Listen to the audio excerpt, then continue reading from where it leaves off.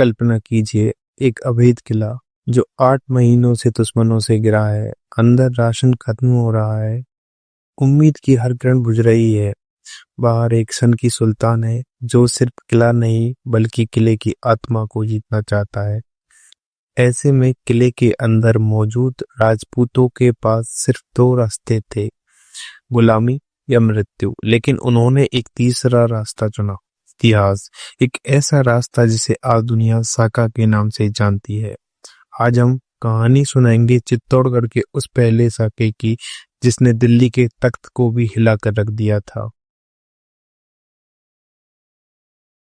दोस्तों, साका सिर्फ एक शब्द नहीं, ये 2 प्रतिज्ञाओं का संगम है, केसरिया और जौहर।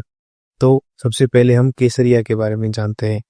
केसरिया ये सिर्फ भगवा रंग का कपड़ा नहीं, ये मृत्यु का श्रृंगार था। जब एक राजपूत योद्धा केसरिया बाना पहन लेता था तो इसका मतलब था कि अब वापस नहीं लौटेगा। उसका एक ही लक्ष्य होता था, दुश्मनों के ज्यादा से ज्यादा सैनिकों को मारकर मातृभूमि के लिए वीरगति पाना। अब हम जानते हैं जौहर के बारे में। ये आग में कूदकर जान देना नहीं बल्कि अपने सम्मान, अपनी पवित्रता को किसी भी हमलावर की बुरी नजर से बचाने की अंतिम प्रतिज्ञा थी। ये गुलामी की जिंदगी से 1000 गुना बेहतर मौत को गले लगाना था। और जब ये दोनों प्रतिज्ञाएं एक साथ पूरी होती थी तो इसे साका कहा जाता था। लेकिन क्या आप जानते हैं, इस अंतिम निर्णय से पहले भी एक रस्म होती थी जो शायद सबसे कठिन थी। साके से पहले की रस्म। साके का निर्णय अचानक नहीं लिया जाता था। जब सारे रास्ते बंद हो जाते थे तब राजा अपनी सभी सामंतों और सरदारों के साथ एक अंतिम सभा करते थे। उस सभा में एक राय से साके का निर्णय होता था। इसके बाद होती थी रस्म वो जो पत्थर को भी पिघला दे, अंतिम विदाई। केसरिया करने जा रहे योद्धाओं को उनकी पत्नियां, बहनें और माताएं खुद अपने हाथों से तैयार करती थी। वे उनकी आरती उतारती थी, उनके माथे पर कुमकुम का नहीं बल्कि अपने रक्त का तिलक लगाकर उन्हें विदा करती थी।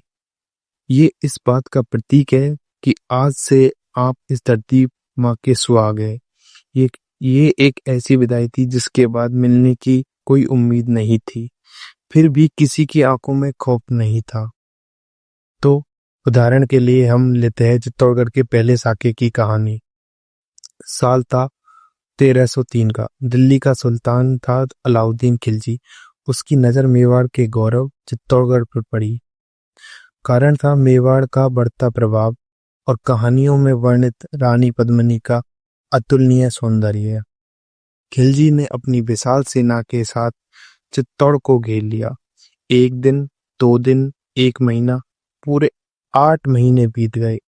खिलजी किले को भेद नहीं पाया। किले के अंदर राजपूत भूखे प्यासे लड़ रहे थे पर झुके नहीं। जब किले में अन्न का आखिरी दाना भी खत्म होने को आया तब महारावल रतन सिंह ने अंतिम सभा बुलाई और एक स्वर में निर्णय हुआ, साका का। किले के अंदर एक विशाल चिता सजाई गई जिसे जौहर कुंड कहते हैं। रानी पद्मिनी के नेतृत्व में 16,000 राजपूत वीरांगनाओं ने अपने बच्चों के साथ शादी के जोड़े पहनकर एक एक करके उस धधकती ज्वाला में प्रवेश किया। उनके चेहरे पर डर नहीं, अपने सम्मान की रक्षा का तेज था। देखते ही देखते पूरा किला नारों से नहीं बल्कि एक अजीब सी खामोशी और पवित्र लकड़ियों की गंध से भर गया। जैसे ही जौहर की ज्वाला आसमान छूने लगी, किले के दरवाजे खुले। अंदर से निकले रावल रतन सिंह और उनके केसरिया पहने योद्धा। वो संख्या में कम थे पर उनका शौर्य लाखों पर भारी था। उन्होंने ऐसी मारकाट मचाई कि खिलजी की सेना में भगदड़ मच गई। एक एक राजपूत 10-10 दुश्मनों को मारकर अपनी धरती की गोद में समा रहा था। जब खिलजी ने आखिरकार किले में प्रवेश किया तो उसे क्या मिला?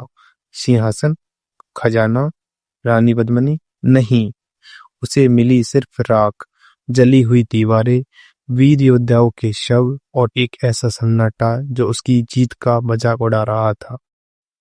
वो किला जीतकर भी हार गया था। उसने एक इमारत तो जीती पर मेवाड़ की आत्मा को छू भी नहीं पाया। साका आत्महत्या नहीं बल्कि सम्मान के लिए दिए गए बलिदान की सर्वोच्च मिसाल है। ये हमें सिखाता है कि गुलामी की जंजीरों में जकड़े रहने से बेहतर है आजादी के लिए लड़ते हुए मर जाना। ये उस मिट्टी की कहानी है जो अपने आन बान और शान के लिए मरना और मारना दोनों जानती है।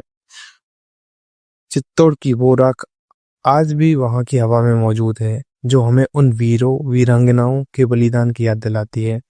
आपको क्या लगता है कि आज के समय में इस शौर्य और बलिदान का कोई मूल है? अपनी राय कमेंट्स में जरूर बताएं। अगर इस कहानी ने आपके दिल को छुआ है तो वीडियो को लाइक करें और हर भारतीय तक पहुंचाएं। और ऐसी ही अनसुनी कहानियों के लिए हमारे चैनल को सब्सक्राइब करना न भूलें। जय हिंद, जय मेवाड़, जय राजस्थान।